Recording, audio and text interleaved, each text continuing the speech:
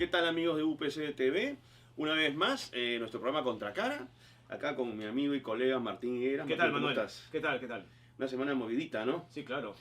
Y bueno, Políticamente, bueno, políticamente hay cosas que tienen que definir. sí, Más allá de las conversaciones entre el presidente Vizcarra y el presidente del Congreso, así es. Pedro Lachea, Sí. este país lo que necesita, de manera sincera, es una estabilidad. Estabilidad política. Sí, estabilidad política, porque la estabilidad política es la que nos permite tener otro tipo, digamos, de estabilidades, como la Repercute, económica. Claro, ¿no? repercute, sin duda. Pero no solamente es actualidad, digamos, este encuentro entre Vizcarra y Olaechea, tan esperado, por cierto, sino también lo que ha ocurrido en ciertas comisiones, Manuel. Y creo que es preocupante, ¿no? Algunas cosas que se habían avanzado, como esta anunciada investigación a la SUNEDO, ¿no es cierto? Yo creo que es preocupante. Es un anuncio que hizo la presidenta, la flamante presidenta de la Comisión de Educación, Tamara Limborgo, cuya primera decisión ha sido esa. Con lo cual yo puedo decir, y tal vez estás de acuerdo, que empieza con mal pie, ¿no es cierto? Sí, Estamos hablando de una institución que ha funcionado. Exactamente. Este es un proceso que lo que busca es la calidad en la educación superior. Exactamente. Entonces, tratar de emplazarlos, cuestionarlos, además sin mucha base, se generan suspicacias. Totalmente, totalmente. ¿no? Y no, pues no le hace pues ningún favor a ella misma. O sea, que creo que debería pensar, básicamente, cómo planea sus estrategias políticas, Bueno. y no irse hacia instituciones del Estado que están haciendo un trabajo. Sí. Y un trabajo que es bueno. O sea, acá en el Perú la gente tiene que acostumbrarse a que la educación superior tiene que tener calidad. Exactamente. Porque eso depende del futuro profesional de los estudiantes. Y no fachadas sin contenido, ¿no es cierto? Como ocurrió con algunas universidades. Así es, todo el mundo eso ya... eso no vamos a entrar en detalles, pero eso sabemos, burla y es inaceptable. sabemos quién es quién en el mercado. Exactamente. Bien, ojo, la próxima semana no, y ya vamos a jugar, la selección se ha vuelto a reunir, vamos a jugar sí. contra Ecuador y Brasil, ¿no? La próxima semana, sin duda, contra Brasil es el partido esperado. Lo están llamando revancha, viejo, yo no necesito No. revancha contra Brasil, juguemos el partido. Además, es otra cosa, es un partido amistoso. Así es. Una cosa es jugar la Copa América, que sí te estás jugando lo importante, y otro es un partido de preparación. Pero yo no sé si para Perú un partido contra Brasil solamente es de preparación, ¿no? Bueno, es a máximo nivel, ¿no? Debe haber de orgullo, ¿no? No tenemos a Guerrero, ¿eh? Sí, no tenemos a Guerrero. Ellos iban completos. Pero hay que considerar lo siguiente. Pablo Guerrero es un jugador que tiene 34, Sí, ¿no? sí. Va para los 35. Sí. Posiblemente, si Perú clasifica al Mundial, estaría llegando con ¿cuántos? 38. Sí, claro. Bueno, ya es hora, ¿no? Que se empiece a buscar un universo mucho más amplio de futbolistas, Y no hay. porque no podemos Y no hay. esperanzarnos ni en Guerrero ni en Claro, no hay. ¿Quién? Beto da Silva, ¿te acuerdas que hablamos una vez de Beto da Sí, Silva? prometo decirle, lamentablemente no ha dado la talla, ¿no? Pero ayer fue fichado a ultimísima hora por el Deportivo de La Coruña. Ah, sí, eso no Sí. lo sabía. Sí, pues o el empresario es un genio, que también puede ser. ¿Quién es? Guillermo Coppola. No creo. O está bien colocado. Ojalá funcione. Beto da Silva ha tenido muchos problemas de lesiones, ¿no? Desafortunadamente. Sí, lamentablemente todavía no ha demostrado lo que supuestamente él tiene para dar en la selección. Tenemos y dos tampoco en los jugadores. clubes, porque ha circulado demasiado. Sí, ¿no? sí. Y tenemos dos jugadores en segunda división. Él, Advíncula y un par más, nombres que se me escapan ahora mismo. Tenemos creo que 4 jugadores, pero entre ellos Beto da Silva ahora y Luis Aldívar. Martín, otra cosa importante. El Reino Unido, el Parlamento británico, Boris Johnson. Así es. La suspensión del Parlamento. Primero la suspensión de Parlamento que él solicitó a la reina. Y por más que algunos congresistas se esfuercen en comparar esa situación con la nuestra, están realmente pateando fuera del arco. Sí. Porque lo han tratado de comparar, ¿no es cierto? Sí. Lo ha hecho Juan Cheput, por Así cierto. Y le ha caído, porque claro, ha tratado de comparar dos sistemas democráticos Totalmente absolutamente distintos, distintos. Uno presidencialista como el nuestro y otro parlamentario como el británico, ¿no? Nada que ver. La reina de Inglaterra no tenía capacidad de rechazar ese pedido de ella lo ha aceptado porque ella como jefe de Estado no gobierna. Porque es el protocolo. Exactamente, porque es el protocolo. Y ya está. Así que se sigan esforzando porque no va por ahí la Ahora, cosa. todo este tema del Brexit empieza a generar una tensión Sí, es verdad. que, digamos, lo complicado se va a venir cuando ellos se desvinculen. Porque lo más probable es que se vayan sin ningún tipo de acuerdo. No, y además pagando mucho dinero también, ¿no? Tienen Sí, que pagar mucho hay dinero. un costo económico Muchísimo. muy fuerte por desvincularse. Pero bueno, Y el fútbol también se ve afectado, ¿ah? sin duda. los europeos, tal vez, que juegan en Inglaterra ya ocuparían lugares de extranjero, ¿no? Por ejemplo, ¿no? Y los ingleses que vayan a jugar al resto de Europa también. Bien, esa es la situación que tenemos de momento. Pero para cerrar, Sí. el tema económico acá en el Perú, es verdad, no estamos en una crisis, pero sí estamos en un congelamiento. Eso sin duda alguna. ¿No? Eso no se puede rechazar. Lo que es importante, y volvemos a repetirlo, es que la estabilidad política tiene que definirse. Estoy de acuerdo. Lo contrario, el próximo año podemos tener sorpresas desagradables. Lo que no se puede hacer es apocalíptico. No, hay que ser responsables. Ya, porque la región va a crecer, los países que más crecen vamos a ser, va a ser el Perú y Chile y Colombia tal vez. Así es, porque Macri, por ejemplo, está muy mal. Y Brasil está en el dígito, o sea, Sí. en el 1%. Y Alberto Fernández, pues, parece que promete más de lo mismo, ¿no? Manuel, tenemos un gran programa hoy.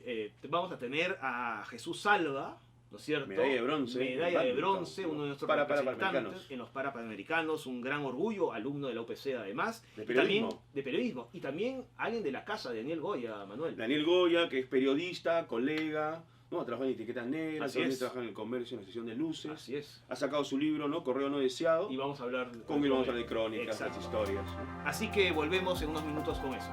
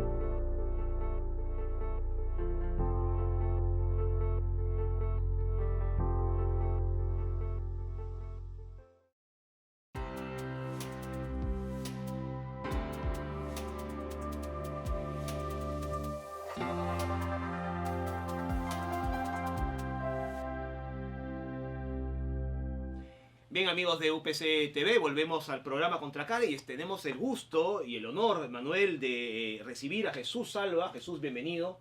Jesús es medalla de bronce, Manuel, en para badminton, una de estas tantas medallas que hemos conseguido. Jesús, felicitaciones y bienvenido. No, nada, muchas gracias de la invitación primero y de haber traído una medalla para el Perú y Claro. una medalla para la UPC también. Oye, efectivamente una medalla puede ser porque Jesús es de la casa, es alumno además de la carrera De Manuel, periodismo, de comunicación y periodismo.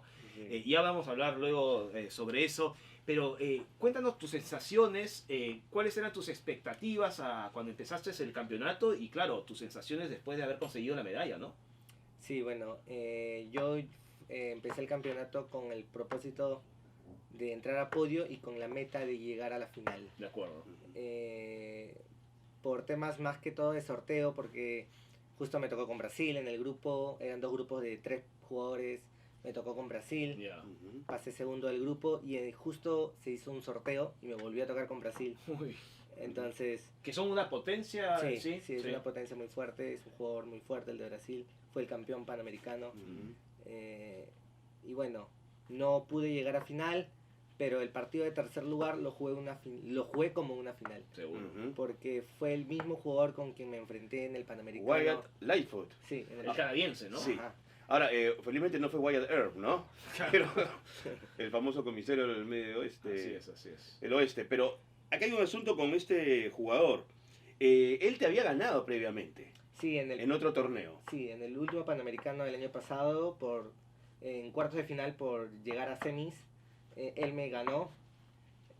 Yo muy confiado, o sea, hay que ser Ujú. sinceros, la verdad, muy confiado. ¿Tú pensás que le podías ganar en ese momento? Siempre le estuve ganando a él y bueno, dije, le puedo ganar. Ujú. Y me confié, el primer set yo lo gané, el segundo ya me empecé a confiar, el tercero me dio la sorpresa y terminamos 22-20, así bien ajustado. Bien ajustado. El tercero. sí. Pero ya no pudiste recuperarte en ese momento. No, me ganó los nervios y todo y ya. Ujú. Para ganarle bueno, por la medalla de bronce era una revancha, por supuesto, Pero cuéntame, los canadienses también son potencia mundial, ¿no es cierto? No solo, en fin, en toda tanto en la rama femenina como masculina de badminton, ¿no? Sí, son muy fuertes. Todo rival que creo que llega a Lima 2019 viene con la intención de ganar. Claro.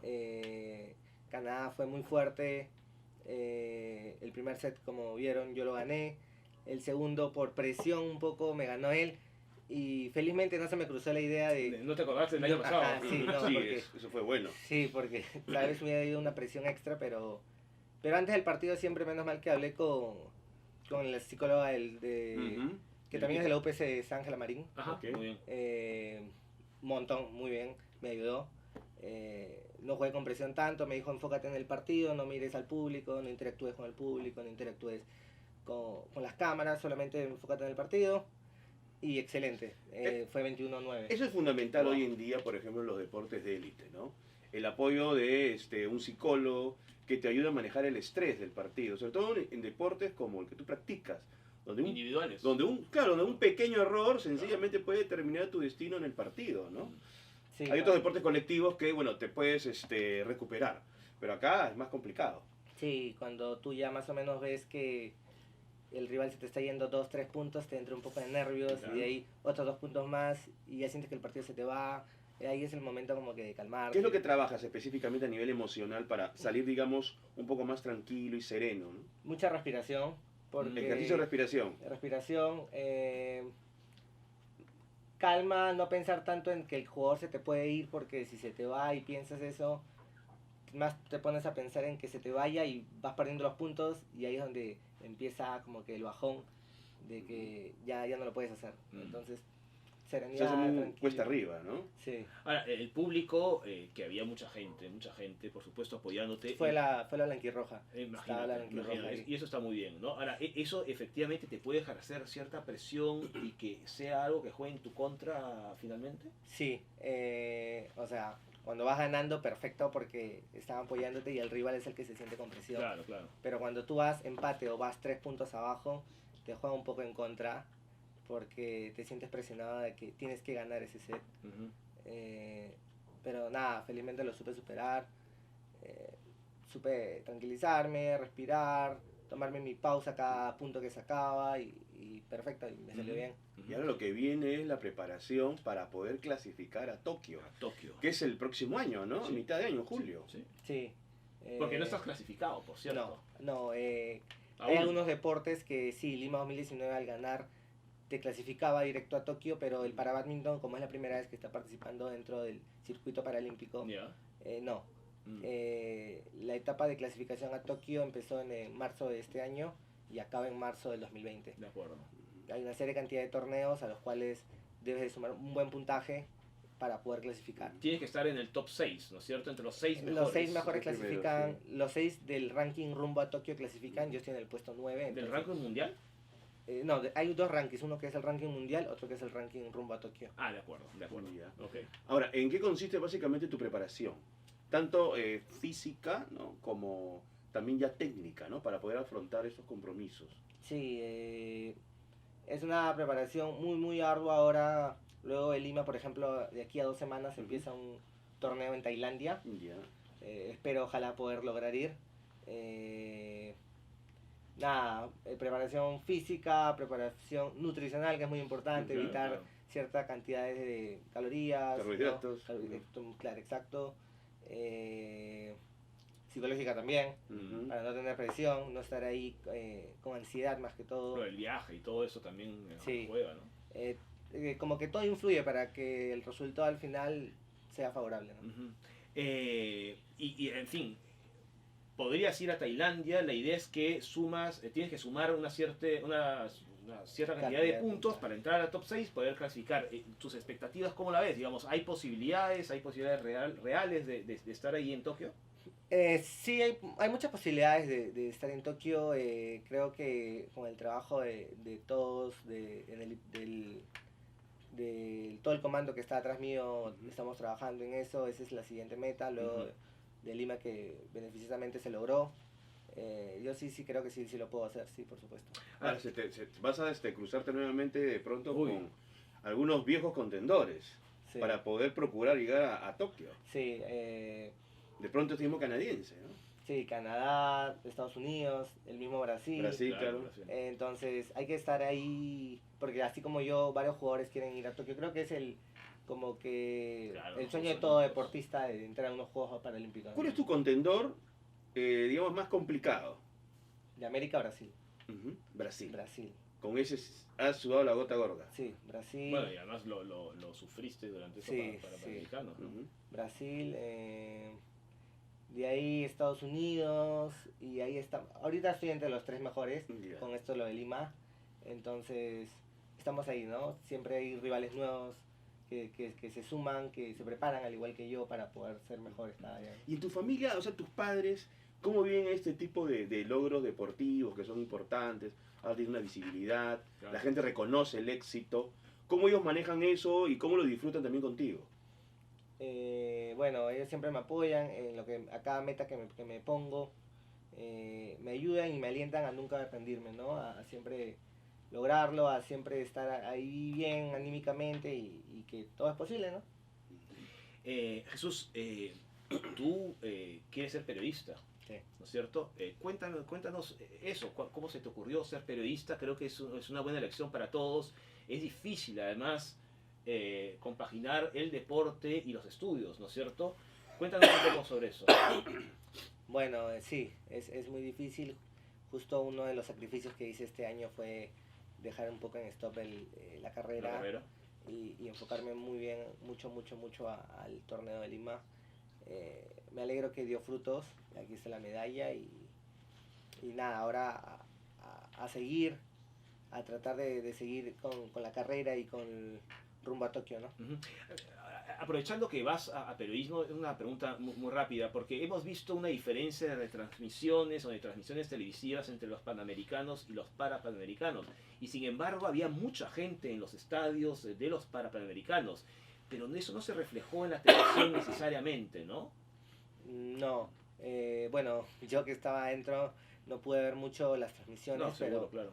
pero sí, creo que no hubo tantos, como que no se dio tanto al público, pero es bueno que el público vaya y que el público vea el esfuerzo que estamos haciendo nosotros, ¿no? Para que sepan de que también hay para deportistas que hacen lo posible para poder hacer que el Perú sea un país medallero. En abierto, Manuel TV Perú fue el único que lo Así es, transmitió, ¿no? Y además todo eso está vinculado al éxito, ¿no? Que es importante, pero un éxito que es resultado de un trabajo arduo, Seguro. de un proceso largo, que tiene frutos importantes, ¿no? Y eso se tiene que considerar. Sí, es un trabajo muy arduo, es un trabajo que tienes que tener mucha perseverancia. ¿Cuántas horas le dedicas al bádminton? Bueno, para Lima estuve entrenando 2 a 3 veces al día. Ujú, Estuve yo concentrado en las habitaciones de Videna. ujú. Hay unas habitaciones como un albergue en Videna. De 2 a 3 días, 2 horas cada sesión. Después nutrición, todo como que todo complementa para llegar en óptimas Todo ahí condiciones. dentro, además. Sí, Bueno, Tienes tus sparrings para Sí. poder ir entrenando. sí, Claro. ahí está. Ahí son 3 entrenadores Ujú. y ahí estamos. Y también van midiendo, supongo, al rival, ¿no? Los analizan, sus Sí, Claro. hacemos, debilidades, sus fortalezas. claro, de los torneos últimos analizamos como que hay clase un poco más teórica de estrategias, cosas así. nosotros podemos hacer sparrings también, ¿no? Sí, claro, cuando quieras. Para la preparación. Jesús, pero en fin, claro, ahora tienes que volver a empezar esta preparación. ¿Has vuelto a entrenar desde que ganaste la medalla o ha habido una etapa de tranquilidad y descanso? No he vuelto a tocar una raqueta y una pluma. No, pero hay que volver. Sí, tengo que volver porque ya en 2 semanas viajo y estar un poco frío no sería lo ideal. En 2 semanas y es ahora nomás. Ahorita, sí. cerquita. Entonces, nada, posiblemente ya esté empezando ya en estos días a darle con todo otra vez. ¿Y cuándo piensas retomar, digamos, tu carrera? Es importante también sí, en tu vida, es ¿no? muy Claro. importante, sí, es muy importante. Es algo que justo eso estoy viendo porque tampoco lo quiero dejar. Pero vamos a ver Ya. cómo estamos. Te vas a organizar Sí. para poder cumplir también académicamente, ¿no? Sí, Con éxito como lo vienes haciendo en el deporte. por supuesto. Pues Jesús, muchísimas gracias por tu visita. Yo espero, Manuel, que dentro de un año podamos invitarlo por haber ganado una medalla en Tokio, ¿no? ¿Quién sabe? Ojalá. Sí, Pero claro. eso hace falta mucho esfuerzo para eso, pero Sí. seguro que hay todo el apoyo. Muchísimas deseamos gracias, Jesús. Gracias. toda la ustedes. suerte para que puedas afrontar con éxito ese compromiso. No, nada, gracias a ustedes por la invitación y alegre, ¿no? De haber traído la medalla Aquí. para el Perú y para Tienes la tu medalla, universidad. sí. Bien merecida, felicitaciones, Linda. Jesús. Gracias. Muchas gracias. Muchas gracias. Pues bien, amigos, hacemos una nueva pausa y volvemos en unos minutos. Shark Tank llegó a la UPC. Canal Sony y UPC se unen para lanzar la experiencia Shark Tank, concurso que busca alumnos de cuarto y quinto de secundaria que cuenten con ideas o emprendimientos innovadores que impacten positivamente a la sociedad. Ingresa al link que aparece en pantalla e inscribe a tu equipo de 3 integrantes. En el proceso podrás contar con asesoría y mentoría de expertos quienes ayudarán a potenciar tu emprendimiento. El equipo ganador viajará a los estudios Sony y recibirá 10.000 soles para financiar su proyecto. Queremos conocer tu emprendimiento. Lánzate al tanque.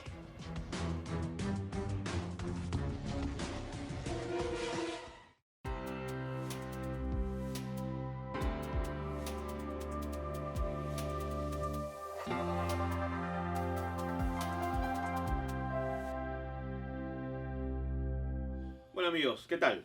Continuamos con Contracara, programa que se transmite vía UPC TV. Y ahora estamos con nuestro colega Daniel Goya, que ha publicado su libro de crónicas, Correo no deseado, 7 historias impertinentes. Acá está para que la cámara pueda ponchar la portada. Así es. Daniel, ¿cómo estás? Bien, gracias por la invitación. Bienvenido, Daniel, bienvenido. Bueno, estamos en tiempos donde se cuestionan mucho pues, los textos largos, ¿no? Donde dicen que la gente no lee.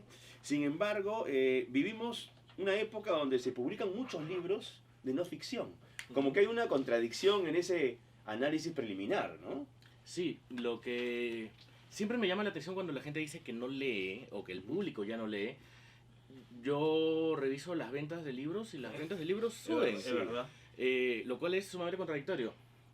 Creo que todo esto es resultado de muchos años de editores que han creado eso, como decía Caparrós, esta cosa extraña que es el lector que no lee, ¿no? Cuando en realidad los lectores leen, Claro. ¿no? Y tenemos pues libros, bueno, como el tuyo que ahora ha salido hace poquito nomás a las ventas, y otros libros de otros autores también, ¿no? También de no ficción, Así es. peruanos y también extranjeros.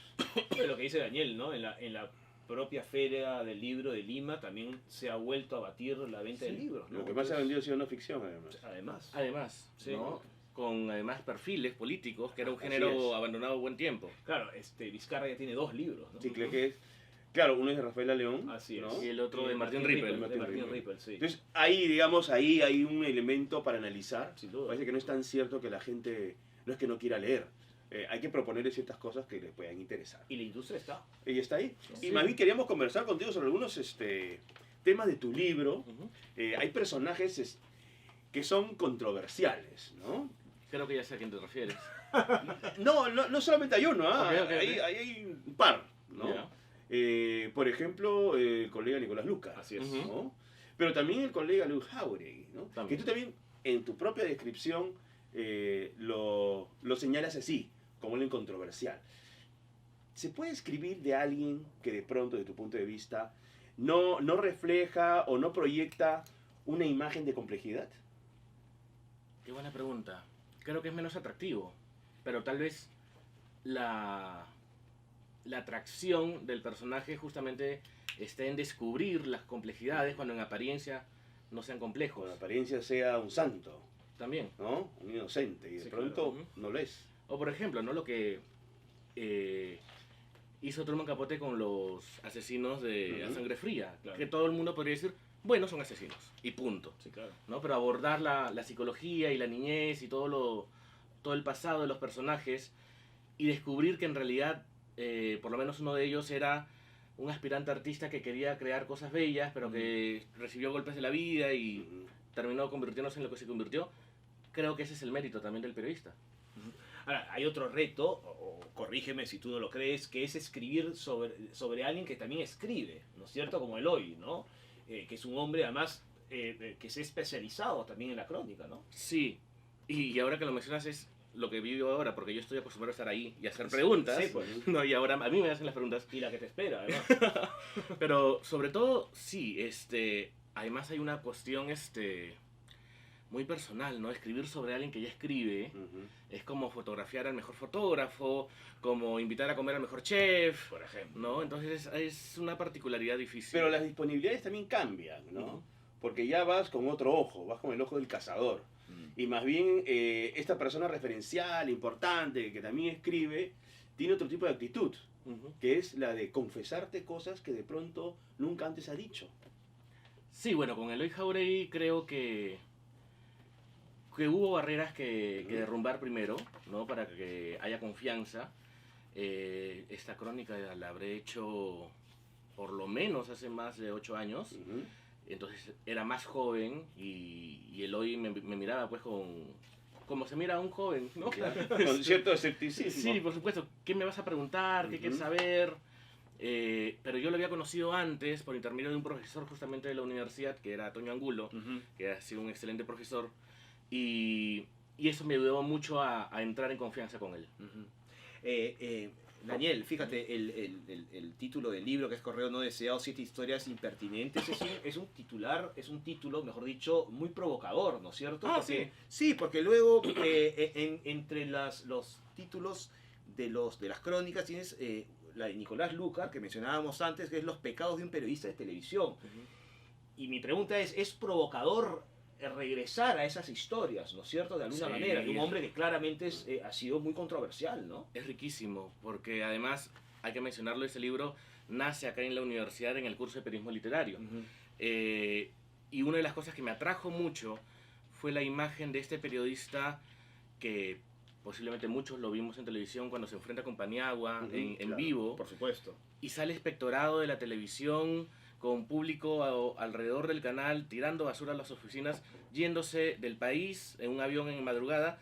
Y uno pensaría, ese hombre no va a volver a trabajar en un medio en su vida. Absolutamente, absolutamente. O sea, estoy muy seguro que eso sucede en cualquier otro país. Te llamó mucho la atención la capacidad de reinvención de Sí. Nicolás Lucar. E inmediatamente lo relacioné con esta memoria selectiva que tenemos, que permite que Alan García vuelva a ser presidente por segunda vez, Por ejemplo.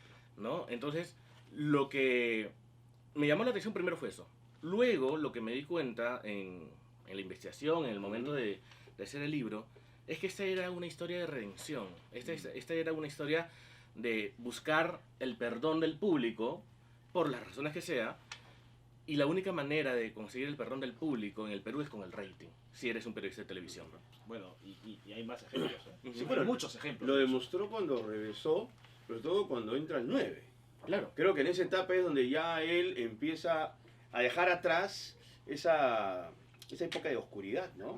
Sí, claro, porque él regresa al país, empieza con un programa de radio, luego otro, En Radio Miraflores. me parece que sí, y cuando su regreso a la televisión se produce en el 9, y ya no hace temas políticos, ¿no? Porque era muy vulnerable en esa área. Claro, era muy difícil. Empieza a hacer crónicas callejeras, historias urbanas, y recién cuando pasa al 2 es cuando empieza a de nuevo tocar temas políticos. Ahora, tu libro de crónicas también contempla temas dramáticos, ¿no?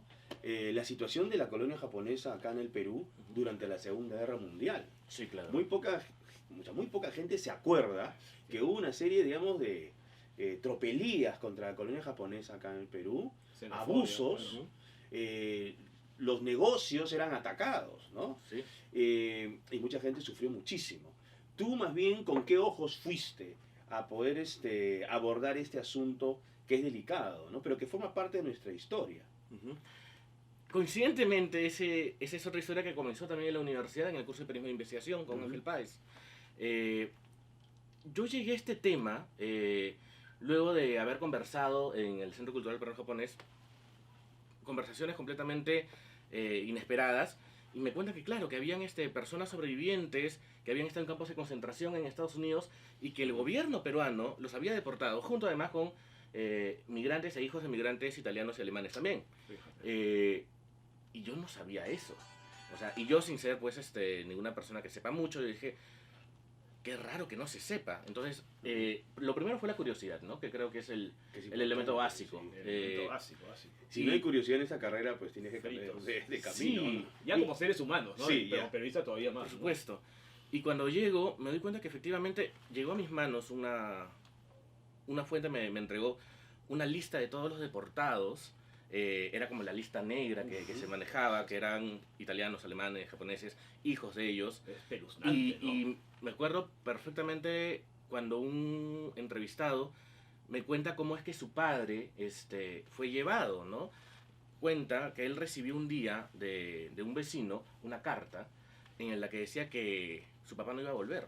Su papá rápidamente, cuando estaba siendo llevado de manera más rápida, inesperada, lo único que pudo hacer era escribir una carta diciéndole a su hijo, por si acaso me están llevando, no sé dónde voy a estar, no tengo la menor idea, y era la manera de enterarse. Y así como esos casos, hubo varios. Bueno, ese fue el rol que jugó, o parte del rol que jugó Perú durante la Segunda Guerra Mundial. O sea, sí participamos, Sí, claro. ¿no? Sí. No fuimos totalmente neutrales, tomamos partido. Sí, sí. No muy feliz. No muy Porque feliz. Es arrancar a personas de sus propias familias, ¿no? Como si fueran espías, ¿no? Claro, O sea, porque eran personas que tenían comercio, familia, Exacto, creaban hijos, claro. no eran una amenaza. No, y se difundió una paranoia contra la colonia japonesa, como que se nos iban a atacar.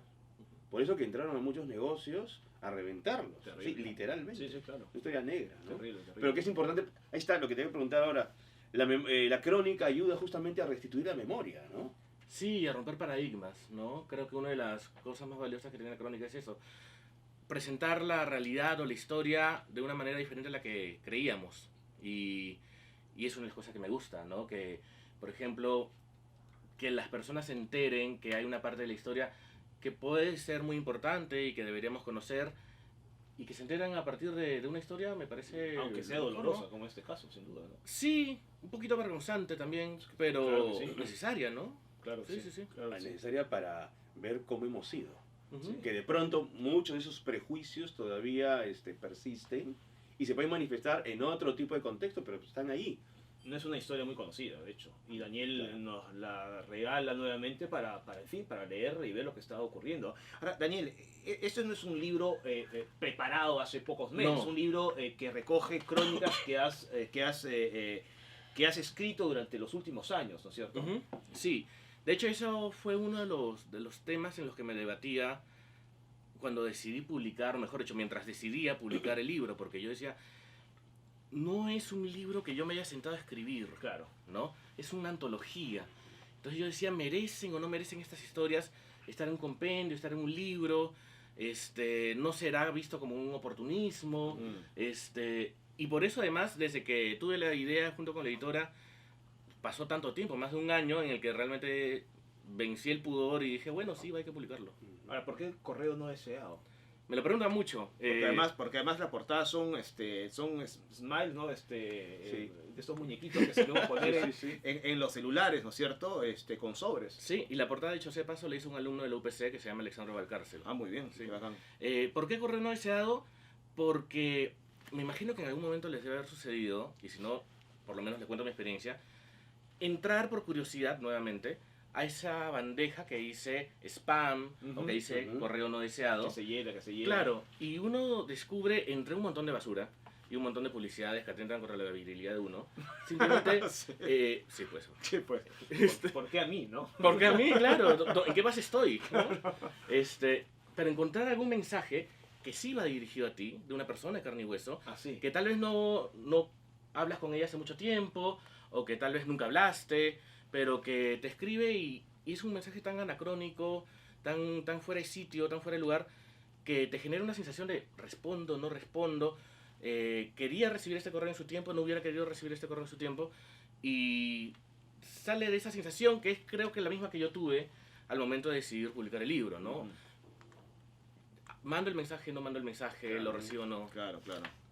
Es fundamental, por ejemplo, antes de plantearse un proyecto de esta naturaleza, tener, pero con mucha claridad, hacia dónde estás apuntando, ¿no? Ujú. Tiene que haber un concepto. En el caso académico, nosotros acá en la universidad, con los estudiantes de periodismo, lo que procuramos es que a través de este tipo de géneros, también el estudiante desarrolle su capacidad de observación, Eso. ¿no? Que de pronto para algunos puede ser algo un poco liviano, pero que es fundamental para poder tratar de entender un entorno, un contexto, y a partir de ahí ya investigar. Sí, la mirada es muy importante. Justo hoy día en la clase en la mañana tenía una alumna que me decía, ya, Daniel, pero voy con mi personaje y ¿qué hago? O sea, porque no están planteando la Claro, entrevista, está claro. planteando el seguimiento. Y yo le digo, lo miras. Claro. Solo lo miras y tratas de desaparecer. Parece una misión imposible, ¿no? Pero es lo que, por ejemplo, enseña Julio Villanueva, ¿no? Tienes que convertirte en un insecto en la pared y simplemente observar todo lo que puedas y registrar todo lo que puedas, porque en algún momento eso es lo que te va a servir. Y esa mirada es lo que finalmente va a definir también el estilo de historia que vas a contar, ¿no? Ahora, es una mirada que también se va forjando, ¿no? Sí. La mirada significa, distanciarse del ver simplemente y profundizar. Y profundizar es poder desarrollar tu capacidad sensitiva y poder identificar lo que está ocurriendo en esa persona. Y encontrar patrones. Un poco ver el alma de la gente, ¿no? Y luego no olvidar la parte investigativa también, por supuesto, Ujú. ¿no? Es para, por ejemplo, lo que mencionaba Manuel en cuanto a la comunidad japonesa, también hay un trabajo de documentación, ¿no es cierto? Importante. Sí, me acuerdo que tenía un montón de papeles de este Seguro, vuelo. seguro, me imagino. Bueno, es importante tenerlos, acopiarlos y de ahí darles una interpretación. Exacto. ¿no? Ujú. No solamente es obtenerlos, sino, bueno, en qué contexto juegan estos documentos. Ujú. Esa es una de las partes de pronto que para algunos se vuelve un poco tediosa, ¿no? Empezar a descartar qué documentación te puede servir y qué documentación sencillamente, pues bueno, quedará en el olvido. Pero es la parte más importante, porque es justamente, mientras mayor sea tu universo de información y de datos, más calidad va a tener lo que selecciones. Si tu universo de datos o de información es menor, posiblemente la calidad sea menor, Claro. ¿no? Y muchas veces, podría equivocarme, pero me parece que es Leila Guerriero la que dice que es mucho más importante lo que descartas que lo que seleccionas, ¿no? Bueno, en el trabajo de la edición descartas muchas cosas, ¿no? Sí. Y es doloroso. Es doloroso, sí, claro. porque te enamoras, ¿no? De Claro, esta información o ciertos fraseos, Es pero doloroso. al final resultan pues que no van a aportar, ¿no? De manera gravitante a la historia. Antes que te vayas, termine el programa, Daniel, te quería preguntar por tus referentes de no ficción, Interesante. ¿no? Para que también los estudiantes se acerquen a ellos, ¿no? Y a partir de ahí pues tengan un tipo de aproximación distinta. Bueno, yo me formé acá en la universidad y la escuela de Julio, de Toño, ¿no? De Juan Manuel. Que la escuela de Julio es una escuela básicamente influenciada por los gringos, al Claro. nuevo periodismo norteamericano claro, de los Guy 60, ¿no? Talés, ¿no? Claro. Thompson también. ¿no? Thompson, Walter Muchos, Thompson, claro. Pero si reviso en los últimos años, lo que más leo es más crónica de periodistas latinoamericanos, Ujú. ¿no? Que hay muchos, ¿eh? Y ¿Qué? muy buenos. De buenas Sí. tecnologías también. Claro. Hay una cosa extraña, porque la otra vez leí una entrevista también a Leila Guerrero que decía que posiblemente en Latinoamérica hayan muchos mejores cronistas que en España, porque acá hay mucha más curiosidad y mucha más hambre de contar historias. En España, donde las cosas son mucho más tranquilas, tal vez. Hay un confort, ¿no? De pronto por ahí se puede explicar. A ver si es un género muy latinoamericano también. Sí. Sí. Bueno, tenemos tantas cosas por contar porque Exacto. vivimos en un entorno de mucha carencia, ¿no? Sí, Y de complejidades. Pero bueno, hay que aprovecharlo, ¿no? Sí, Para que por la supuesto. gente tenga buenas historias. Bien, Daniel, pues muchísimas gracias por tu visita. Obviamente te deseamos mucha suerte con Correo No Deseado, 7 historias impertinentes. Animamos a todos a que lo adquieran y lo lean, porque son historias realmente que atrapan y eso es además uno de los objetivos de la crónica. Así que muchas gracias. Gracias a ustedes. Gracias, Daniel. Bien, amigos, hacemos una pequeña pausa y volvemos en unos minutos.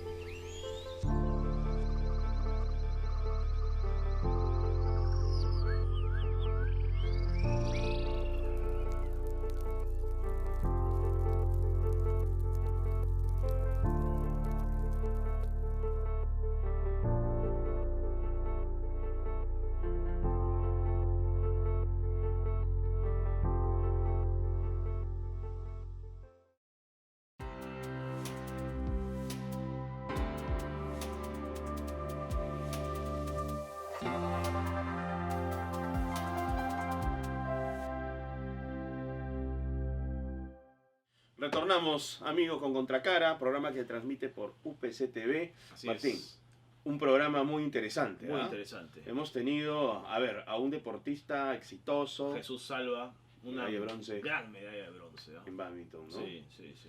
Y lo que me interesa mucho de él es a ver, cómo le están enfocado para ir poco a poco obteniendo El puntaje. objetivos, además bueno. importantes, bueno, el puntaje que necesita para poder ir a Tokio el próximo Sí, año. Ojalá, Está muy ojalá. concientizado. Ojalá. Ahora, también es consciente que tiene que retomar el tema académico, Claro, claro. porque también forma parte de la vida, es una parte central. Pero tiene que aprovechar su juventud también, ¿no? Es el momento de hacer estas cosas. Sí, ¿no? la mayoría Sí. de los deportistas que han ganado medallas en los panamericanos, los parapanamericanos, tienen muy en claro eso, ¿no? Es el momento. Que tienen que aprovechar Así es. este momento para poder conseguir éxitos importantes. Pero no hay que dejar de lado la parte académica, sin duda. No, porque eso pues te da una visión de mundo, ¿no? Y luego hemos tenido a Daniel Goya, que nos ha presentado su último libro, Correo no deseado, 7 historias impertinentes, y sobre todo la manera de enfocar, ¿no es cierto? Y de plantear una crónica. De Que no es- acercarse a un que no personaje, siempre ¿no? es fácil, es verdad, no siempre es fácil. No, y sobre todo los personajes que están acá consignados en el libro, no son personas que de plano te van a abrir la puerta de su casa o su oficina No, y mostrar su difícil. mundo, ¿no? Así es.